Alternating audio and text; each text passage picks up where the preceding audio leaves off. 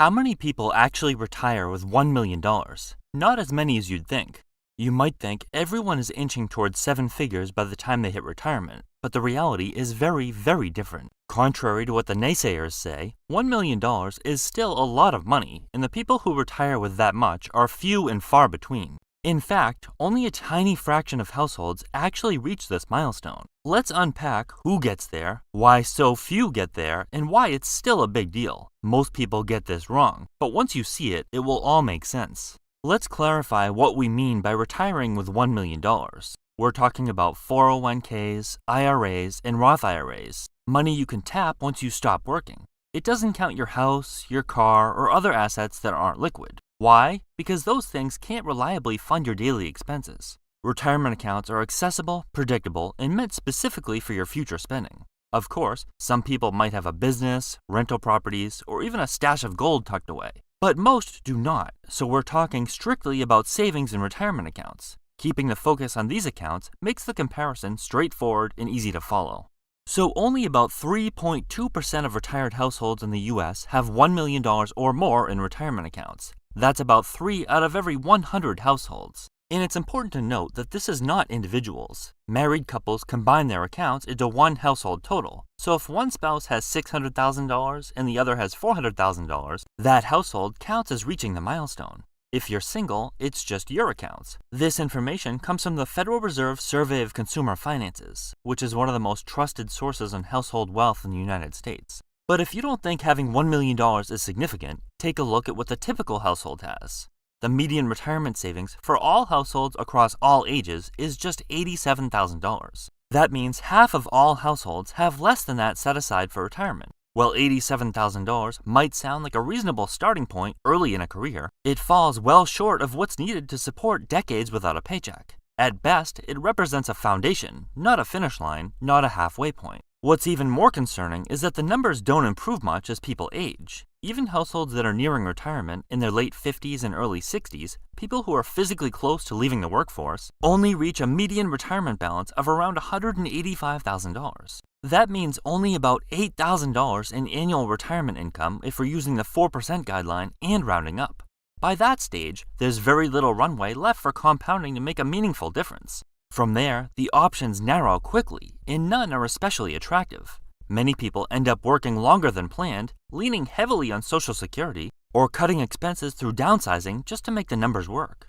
It might seem like becoming a millionaire is easier than ever. After all, asset prices are rising, stocks keep climbing, home prices keep going up, and incomes follow that trend. Shouldn't seven figures be commonplace by now? It's a logical assumption, but it only tells half the story. So here's the thing, inflation can actually make it tougher to build wealth. As rent, housing, food, gas, and healthcare costs keep climbing, it's also harder to invest. How many times do you hear people say they just can't put money aside because life keeps getting more expensive? Even if you're disciplined, it's still not easy to hit that $1 million mark in retirement accounts. So while it might feel like $1 million should be more common because it just doesn't buy what it used to, the truth is very different. It may be getting easier to reach $1 million invested, but it's getting harder at the same exact time.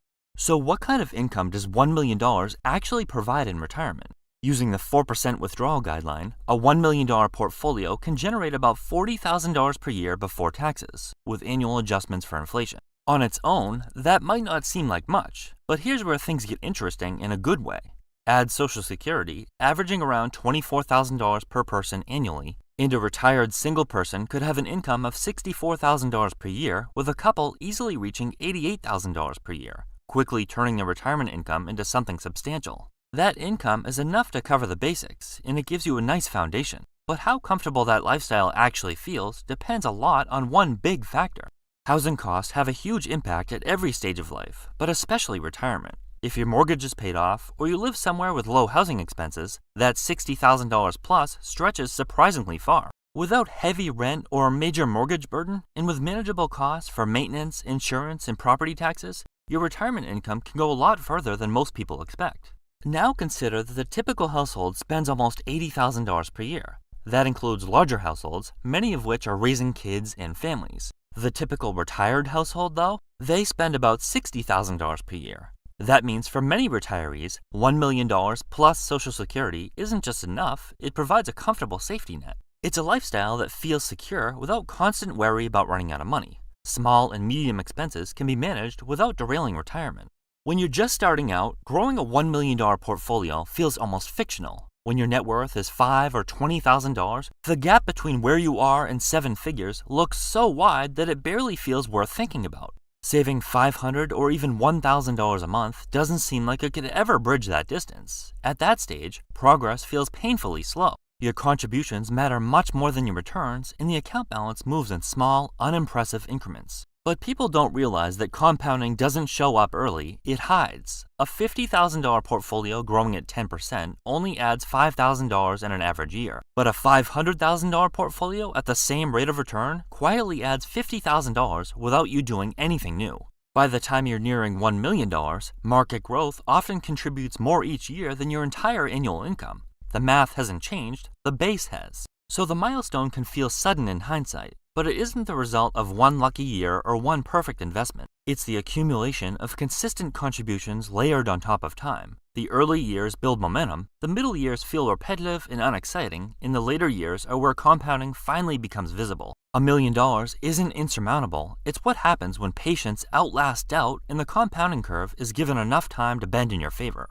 With that in mind, $1 million in retirement isn't about luxury, it's about time, freedom, and security. It means having enough to cover everyday needs without constantly worrying about money, giving you the freedom to choose how you spend your days, whether that's traveling, pursuing hobbies, volunteering, or simply enjoying more downtime. It's the confidence that unexpected expenses, a car repair, a medical bill, or home maintenance, won't derail your plans. In short, it's not about living extravagantly, it's about having control of your life and peace of mind knowing you can live comfortably on your own terms. So if you're part of the $1 Million Club, you might shrug it off, saying $1 million doesn't buy as much as it used to. But let's be honest, it's still a big achievement.